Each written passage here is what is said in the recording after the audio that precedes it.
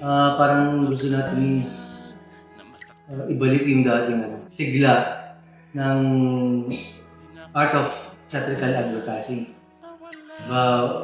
Parang 35 years ago, ito tayo ng mga posters ng mga pelikula para sa mga sinihan. So yun, parang na-inspired ako na, na ibalik yung ganun, na walang sigla na art.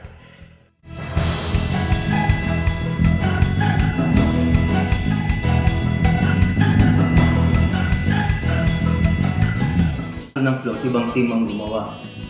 Nagsimula sila December 8. So roughly mga 1 week nila tinapos yung float structure. Tapos kami naman, tumating kami dito December 11.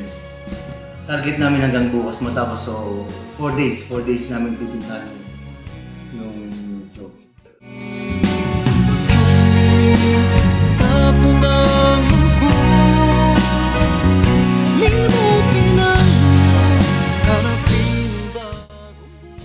Para sa akin sobrang special yung float kasi bilang dating gumagawa ng theatrical art, parang bumabalik sa akin parang may kakaibang saya na mabalikan, ma-experience muli yung pagpipinta ng theatrical advertising. Nung tumawag na sa akin na may magandang project, parang talagang na-excite ako kasi sobrang na-miss ko, parang mga 35 years ago nung huling gumawa ko nito. So yun, parang napaka-special, makagawa ko dito. Lalaki nga ba?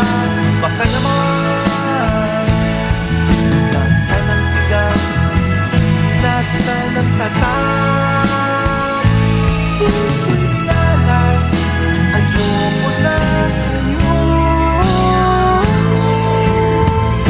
Gusto kong lumayas sa pag